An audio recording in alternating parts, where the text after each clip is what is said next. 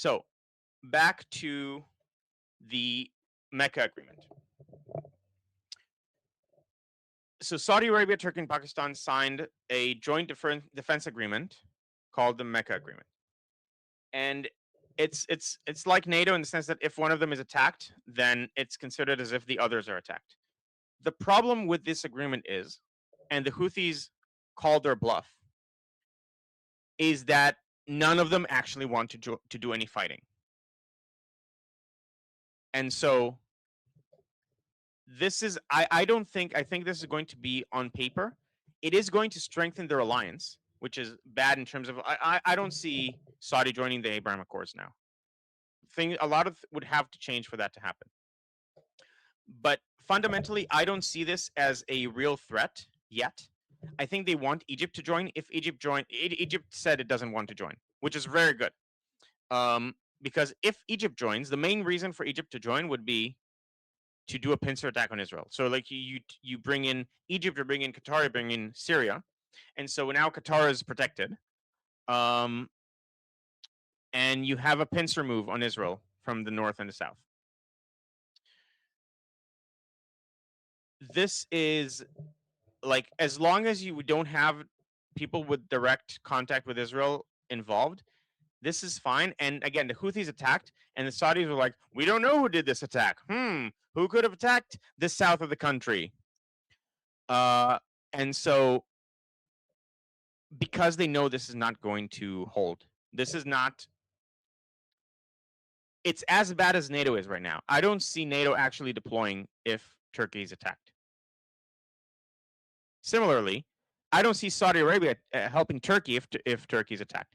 I don't see Pakistan fighting with the regime in Iran if the regime suddenly decides to try to conquer Turkey. I don't see any of these parties joining wars on behalf of one another. I don't see Turkey going into war with India if that border flares up. So I think this is a statement trying to say to Trump, I have other options, and I don't think you actually do. So it's a bad, specifically because of Turkey, this is a bad, this is something to keep an eye on. But right now, I'm not considering it a threat. I do think that it puts the kibosh on Saudi-Israeli normalization. Similarly, so we mentioned Syria. We don't know what the country is, but it's Syria. So Israel, it has just been revealed under strict censorship, so we don't know the names of the countries, but a country that Israel has been in discussions with over the last several years, or not years, sorry, over the last while, to get either some sort of an agreement, either a peace agreement or a security agreement, has been told by another, it was said Arab country, so like otherwise the main suspect would be Turkey, but if it's Arab country, then probably Qatar.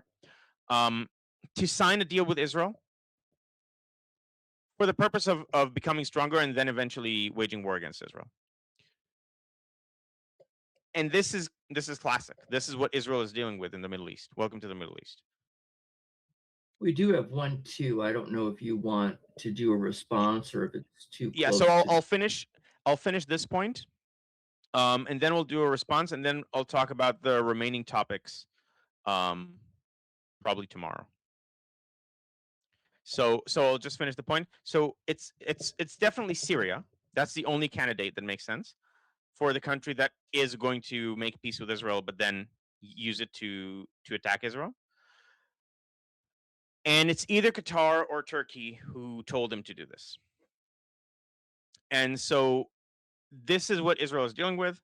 This is what Israel has to keep in mind whenever it makes deals in the region. These are temporary. Unless you also change the education system, then you're dealing with a temporary peace. This is true for Jordan. This is true for Egypt. Neither of them has changed their education system. We have a very cold peace with those countries, and Israelis mostly are not safe traveling to those countries. Even though technically, like, you can go to Sinai, you can go to Oman. I've heard of Israelis who did that, but it's fundamentally unsafe. So Freedom to Garma is asking if it could be Lebanon. No, No, it can't be Lebanon. I mean, technically it can be Lebanon, but it's not. It's not Lebanon. There's no way.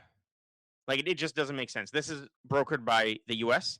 Um, and Lebanon, the Lebanese people don't have a hunger for fighting with Israel. Even if someone told this to Lebanon, Lebanon fundamentally disagrees. If Lebanon wanted to fight Israel, like Lebanon wants to fight Hezbollah. Most Lebanese people hate Hezbollah, including some Shiites. Like a non-small majority of Shiites hate Hezbollah. So no, it's highly unlikely for it to be Lebanon.